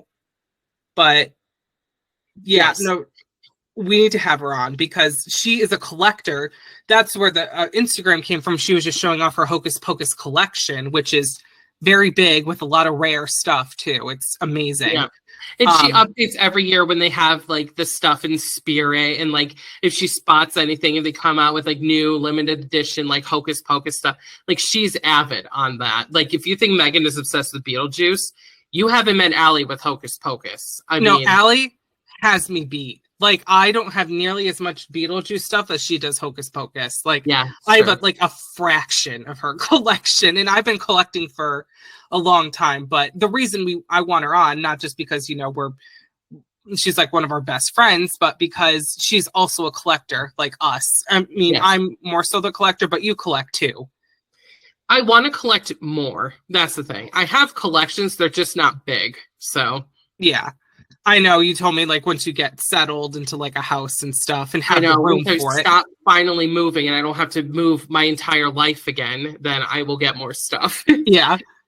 No, I get it. So that's the other reason we want her on. So yeah, go check out her podcast if you're into that kind of stuff.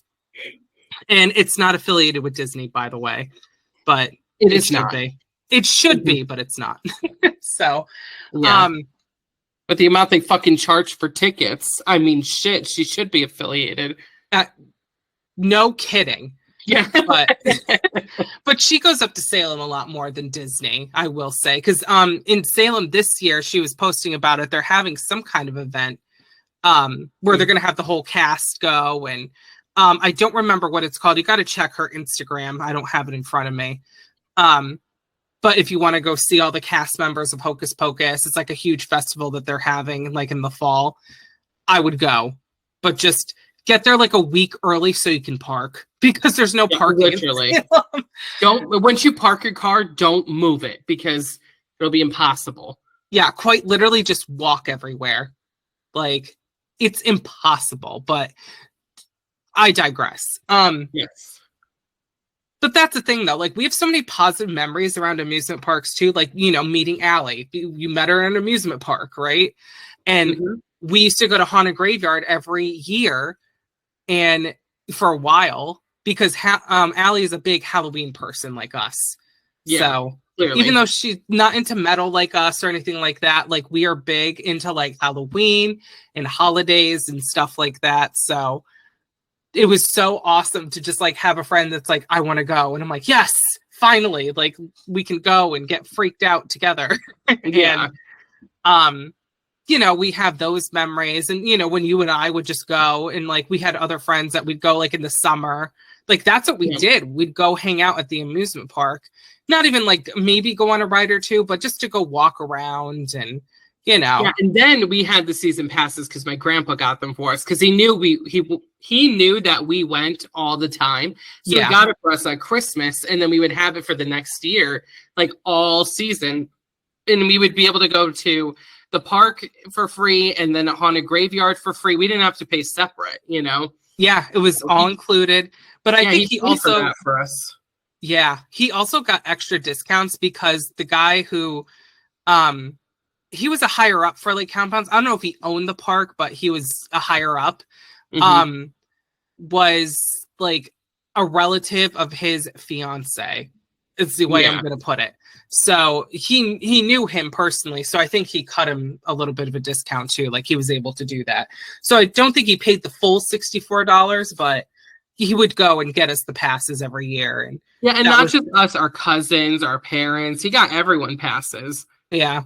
So. And then, you know, when he started to get a little bit older and we didn't go to, you know, like compounds as much, he would get us like free stuff from like Wendy's. I thought it was so cute. Free Frosties for a year or something. He paid for it. And it was like a little keychain that you would, you know, scan when you would go there and get a free Frosty, you know? Yeah, you go through the drive-thru and, you know, you show it to them and they scan it and you get a free Frosty. So, yeah, he would do stuff like that. Miss him. I know. My grandpa, too, would also take us to places like, you know, like parks that had like stuff set up for Christmas, like all the Christmas lights and which like Compounds does. They do like Christmas lights there and stuff. Yeah, if that was around when we were kids, he would have probably have taken us there. But these are the places where you just kind of like drive through and, you know, you just look out the car or whatever because it's warm. You don't have to get out in the cold. And you know, I remember that too. And, you know, we had great memories going. We've been to Disney World 3 times, I think. So we went once in 97. Then we went back in like 2001. We were about like 8 ish. I think we were in 3rd grade. And then we went in high school when we were going into our sophomore year. Yeah, we were 15. So just turned 15.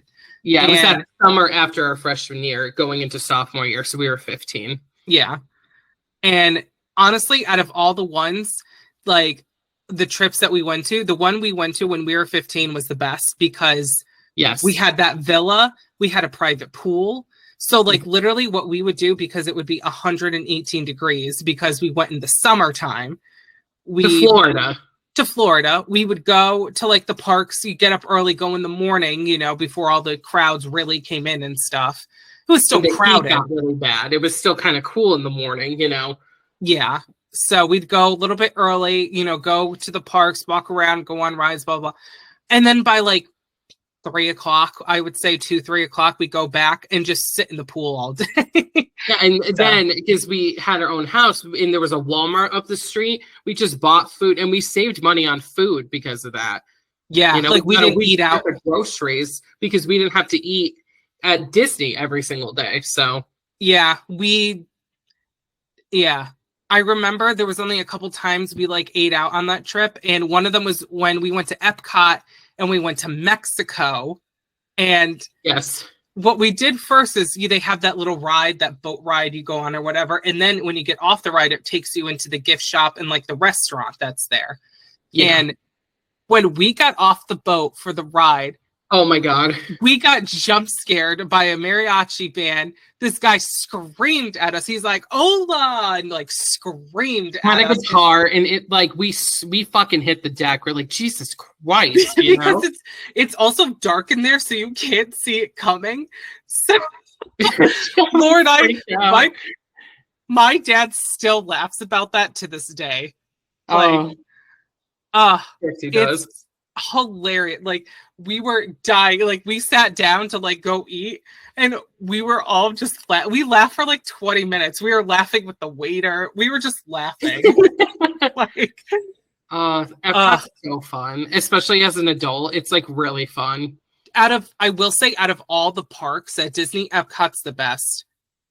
I agree. But now Hollywood, well, it used to be Hollywood Studios. They like renamed it again or whatever. Yeah. I believe that's the one with the Star Wars stuff.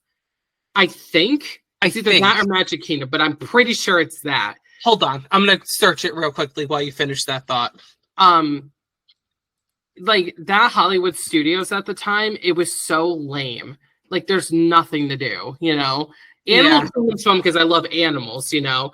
I mean, again, not a lot of rides, but it's very like themed. Like there's a lot of like interactive animal things and like whatever.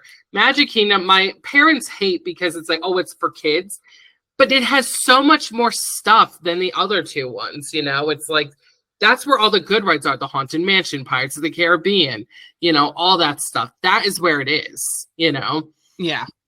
Oh, it is Hollywood Studios is where Star Wars is. Yeah, so now they have the Star Wars Galaxy's Edge there, and that I would go to because that's really fun. They have good rides into, you know. Yeah. I saw on YouTube, speaking of which, those POV rides. What I love about these people who film amusement parks, they'll go to the opening day of like Halloween Horror Nights and film every haunt. So you don't miss out. You don't get like FOMO, you know what I mean? Where it's like, you know what that is, right? Fear of missing out, FOMO. Anyway. Sure. Yes. Please continue. It's a phrase for it. Anyway, they like they allow Universal now allows creators, you know, if you get a certain pass and like, you know, I don't know if you pay for it or if they invite you to come on their opening night, like their media night, where they let people come and film the haunts, you know, one night. So, huh?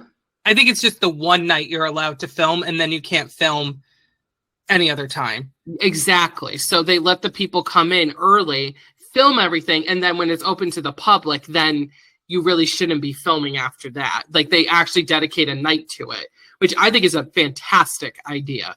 You know? Great idea, because there's nothing more annoying when you're like trying to like walk through somewhere, do something, and someone just has their phone out. Just and like they're taking their sweet time, like no one is around them. Like it drives me crazy. Yeah. So I think that's a really good idea to avoid that. So people can actually go and enjoy the, you know, attractions without having to like, you know, wait for someone to stop filming and then they get jump scared 6 more times because they're just standing there. Like, what a fuck show. So, but yeah, seriously. But honestly, I will say, like, my favorite thing ever to do at Disney when we would go is go on Spaceship Earth. I think that's what it's called. When you go into that ball in Epcot, whatever that ride is. Yeah, Spaceship Earth.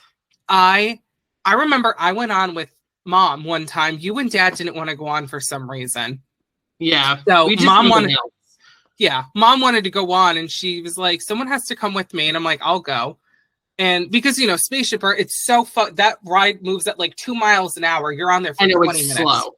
Yeah. It's slow. But, you know, it takes you like through the history of history. Like, you know, it shows like the pyramids being built and then Noah parting the Red Sea. And I said Noah, Moses. Jesus. Yeah. You know Noah what I meant. Noah and his ark. Thank you. I had 2 thoughts at once. That's okay. You know, it goes through everything and then technological advances and it brings you to the top. Well, when Mom and I went on the last time I went on, and I never went on since, we got stuck at the top because they stopped the ride. When someone who's handy capable tries to get on the ride, they have to stop the moving platform completely so they can get the wheelchair on and stuff. And they stopped the ride, and we were stuck at the top for like 10 minutes. Oh my God. It's dark and it's high, and I was on the edge where you can look down and see everything. And I was freaking out. So I haven't been on since. But, you know, I love that ride. I would do it now, probably still even. But that scared me as a child. Like, are we going to be here forever? And I looked at Mom. I'm like, are we stuck forever? And she's like, no.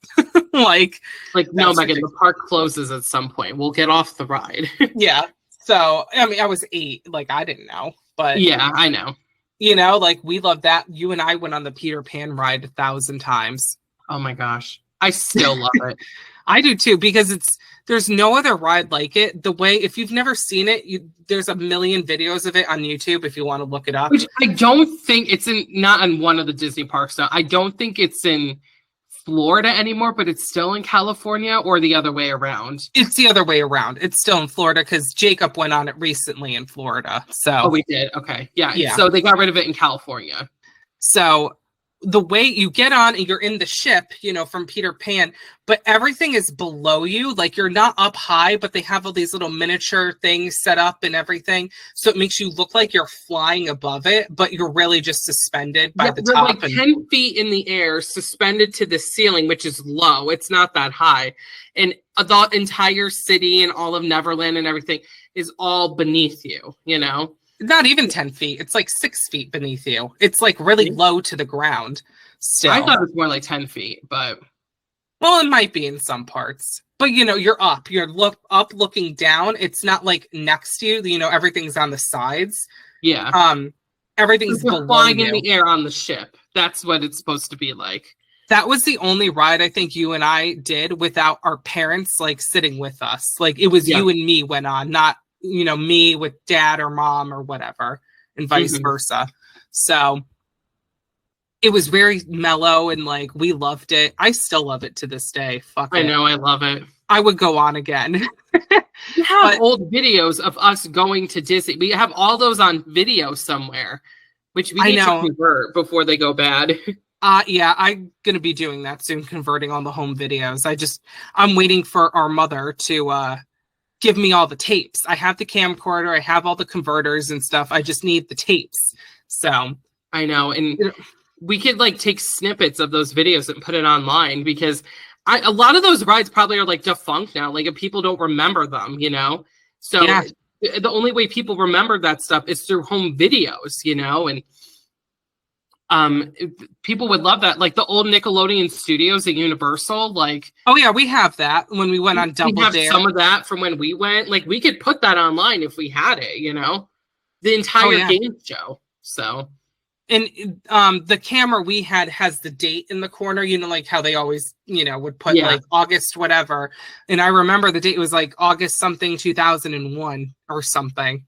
Yeah, because that's when we went when we were 8. So 2001. That seems like a lifetime. It wasn't ago. August though. We were in school, so I think it was like June, like May or June. So. Right. But yeah, yeah, we definitely should upload some of those because we have everything, like the parks, some of the rides, like some of the shows. Even my mom would just, because there was no YouTube back then, she just filmed entire shows and, for us. So and now we'd probably get copyright strikes if we try to upload that shit. But, yeah, like we have everything archived. And even from when we went when we were like 5, like in the 90s. Right. We have some of that too. We have us meeting Minnie Mouse for the first time. Oh, in her house, which isn't there anymore. That Minnie and Mickey house, they're not there anymore in Orlando. Yeah. Sucks. We have Minnie. I don't know if we have Mickey's house. Definitely have Minnie's house. I remember. Yeah. We wanted to meet Minnie. So we did. We loved Minnie. And here's the thing.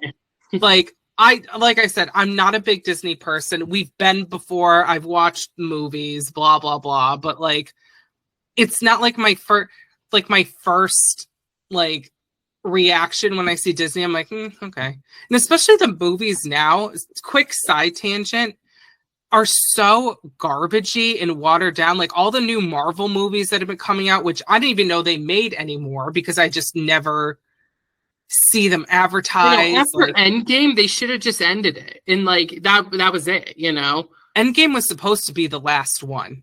They're just trying to milk the franchise.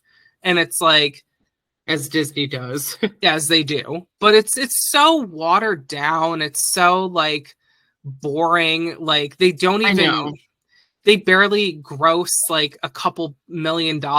Like, I mean, Disney's losing money making these movies and they're still doing it. It was such a big hit in like the mid to late 2000s and then the early 2010s. Like, that's when all the good stuff was coming out. That's when everyone loved it. And, after Endgame though, everyone's just like, what are we doing? Yeah. And there's a good film theory video about this also. We'll link it. Okay.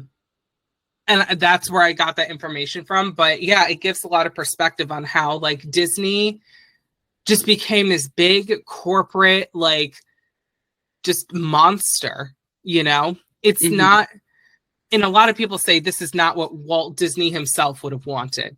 He was way happier just doing the creative thing and not really profiting off of it, like a true artist. So, well, right. But you get these CEOs who are so greedy and so stupid. It's like, apparently it's his brother. So when after he died, his brother took over. I can't remember his name. And he's the one. He was more of a businessman and kind of turned Disney into like this corporate kind of entity. And because that's really what it is. Why else would they charge, like, what was it? Like $600 or whatever you said earlier for a fucking ticket just to go there? $109 for one day. I mean, that is outrageous. I know. And for one park. For one park, one day, $109. Who the fuck? You know, that is literally just what corporate greed is, which is why generally I don't really support Disney. And like, after we went, you know, the last time we went in 2007, I never really wanted to go back because I could just start seeing to happen. And because, you know, I had expressed like, I wanted to be an animator for a while. And like, you know, everyone says, well, you should go work for Pixar, or for Disney or whatever. I would rather die than do that because they don't pay well, contrary to what people believe. They actually don't pay that well. And you don't have any creative freedom. It's garbage. I would rather go work for like Nickelodeon or something. Like, I know. It's awful. So that's why, you know, we love amusement parks, but like, I would rather go to like Compounds any day than me too. Go to a place like that, or even Six Flags, which I know I said we'd never really been to, but apparently they're not that much better. Yeah. So, you know, we'll go to like Compounds at some point though when you come back to visit. And, you know. Yes, I will. Well, we will. So, yeah. Should we wrap this up, Smalls? I think so. I think we've said everything we need to say about amusement parks. And if you don't find this stuff interesting, I'm sorry, but we're just going to talk about things that we love. We're going to get back to the spooky stuff soon, though. We have some ideas for some stuff we want to talk about. So, Laura and I have been getting big into like the analog horror stuff, like in the, you know, similar to Local 58s and stuff like that. We just recently watched the last part for the Walton Files, which is kind of... You did. I need to rewatch all of them again. Oh, right. That's right. You haven't finished yet. Sorry. No, that's why we're not doing that yet, because I need to finish watching them first. I have to take some notes, and then we're going to do it. We're going to talk about the Walton Files because it's literally, from what we learned, it's inspired by, you know, the Five Nights at Freddy's trope, but they take it to a whole different extreme. It's so much scarier, and in my opinion, so much better than FNAF. Can I say that? It's not so like watered down and fucking sold out or whatever. It's just its own thing. So the art style alone, it's terrifying, and I eat it up. Like if I could just put it on a cracker and eat it, I would. Like, it's just so good. So, the guy who does the channel, has a very unique art style. So we're going to talk about that probably in the next episode after you finish watching everything, because I'm itching, because we love talking about Local 58 and that style of analog horror. I love it because it just feels so real, and it's like so interesting. You know, it's not a movie, it's not a TV show, it's not a video game, it's just its own thing that exists on YouTube. You know, that seems real, but it isn't, you know. And it's very, it's like very prevalent right now. And, you know, this like, it almost kind of ties into like the liminal stuff too, because a lot of it is like very reminiscent of like a time that is no longer. So, and it just feels like a place you might have been, but you actually haven't, you know. Right. You know, and even like the Walton Files, it takes place in the, mid 60s, early 70s, I want to say, before technology was really, you know, what it is. And a lot of the videos are very like low resolution, like very, you know, it's very artfully done. So, we're excited to talk about it. We'll probably do a couple more too. There were some I've been watching. I started watching something about Gemini, which is one of them, which is fitting for this channel. I'll just say, being the Gemini archives, we should talk about Gemini and the back rooms, which I know is kind of like, it was a thing for a while, and, you know, about like 5 years ago or something, but I still think that is interesting as fuck. Like, we're going to do episodes about these things, and just we've been delving into some other really weird, creepy shit that we've been finding on the internet. So yeah. We're excited about it. And yeah, I will say too, amusement parks also inspired my love for carousels. So I just wanted to mention that because, I mean, we here in Bristol, we have the Carousel Museum, which we went to a lot for like birthday parties and stuff. But I own like my own carousel and like carousel horses and stuff because that was my favorite ride at the amusement park was the carousel. Mm-hmm. And the one at Lake Compounds being one of the most old and rare kinds of carousel still that still operates. So right. I don't know. I've always had a thing for them and animatronics and things like that because of amusement parks. So I know we talked about like, yeah, it's expensive and blah, blah, blah, but it really was like an integral part of our lives for a long time. So yes, just to put a bow on that, just wanted to mention that too, because I meant to earlier and I completely forgot. So, but yeah, so maybe we'll venture out into the world and go to an amusement park soon. We'll do another podcast about that if you guys find this stuff as interesting as we do. Yeah. And even if you don't, we'll probably still do it anyway because we're just going to do it. Because we're going to do what we want. So, yeah. Sorry. But if let us know if you know any other analog horror series that we haven't mentioned or anything like that, or even just like weird stuff from like Reddit. That's kind of like where we've been watching a lot of that kind of stuff lately and been really getting into it. So we want to do a couple episodes about it. If there's any that we didn't mention, please email us at thegemiarchives@gmail.com or just find us on Instagram. I want one email, just one. Wait, what? No, I said I want one. Oh, I thought you said you got one. I was literally about to start screaming, Lauren. No, we have not gotten a single I want it. Please. Somebody please email us. Someone just email us. I don't care what you say. You can hit on us in the email, which I'll ignore, but I want the email. Just one time. Please. That's one more time. That's thegemiarchives@gmail.com. Yeah. So, yeah, with that being said, what song are you putting in, Lauren? I'm putting in a Dismember song, and I can't remember if I put this in already at some point, but I'm doing it again if I did, because I love this album, like an ever-flowing stream. It is our birthday twin, almost exactly. It came out exactly a year before we were born. And, like, every song on that album rips, like, harder than you could ever believe, especially for the 90s when death metal wasn't, like, super popular at the time, I wouldn't say that. It was prevalent, but it was like the Floridian death metal and stuff, not so much. Well, there was other stuff trumping death metal for a while. That's all I'm saying, Fair enough.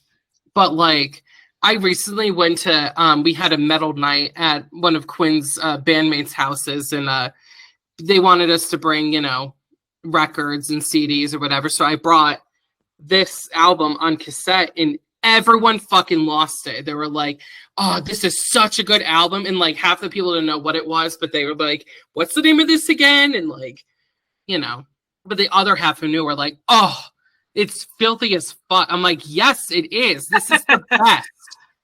Like, if there was like how in school, like the teacher always had like an example to show to the class. This is the example of how to make a death metal album for every other death metal band out there. This is the example one. Dude, I know, like, and I believe they're from Sweden, right? Dismember? I believe so, yeah. Hold on. I'm going to do a quick search because I cannot remember for the life of me. Hold on. 1 second. One moment. Yeah, there's, okay, Swedish death metal. I was right. Yeah, because my favorite Swedish death metal band, which is not really that popular, is Edge of Sanity. So yeah, I love Dan Swano. Fuck you all if you don't. Like, but yeah, that style of Swedish death metal is just so, it's delicious. Like, it's creamy, it's everything, and everyone loved it. So I'm like, and then yesterday, my husband and I are going to the grocery store, and he was like, listening to it on repeat in the car. So I'm like, that's it, I'm putting it in. So And what's So Is the song? Life is the song I'm putting in. Okay. Because about 2 minutes in, there is just this filthy ass riff. If you don't headbang when you hear this shit, I feel sorry for you. I really do, because it's just so good, you know? Oh, You're I gonna know know what I'm talking about when you listen to it, you know? Oh, it's yeah. God, I would destroy an entire town if that was playing. You know what I mean? I know. It's such a I remember I got you the tape a while ago. Mm-hmm. In exchange, the ex wanted your prong tape, and I'm like, well, I'll trade you, an album that you actually love, for that tape. Dude, he lost out on that deal because Yeah, I I would did. much rather listen to Dismember than Prong. But I know. whatever. Well, the prong tape was harder to find, so that's why he wanted it. But I don't care. So Yeah, trust me, you got the better end of the deal. So I did. So I put in that song. We're all gonna fucking riff for like 2.5, 3 minutes, and then we're gonna go about our day. Yeah. And next episode, we're going to do some analog horror shit. We're going to actually take time to prepare. We're not going to do it during the break like we did today. Yeah, no, we will have this done ahead of time. This was kind of on a whim, but like, yeah, but in true Gemini we're probably Archives not going to fashion, record, huh? I was saying in true Gemini Archives fashion, we did it last minute. So oh yeah, we totally did, but we're probably not going to put it up next week. It might be in another couple weeks, 2-3 weeks before this episode comes out, because we need to like actually research and whatever. So yeah, but it's coming out soon. So we're putting a coming soon right here. Coming soon to theaters. We are so happy to be back. Thank you for listening to all the new people. Thank you, new listeners, for listening. Hi and hello. Hello. We love you already. So, all right. Putting in Dismember. We're going to go watch some creepy horror shit, and we will see you next week. Bye, everyone. Bye.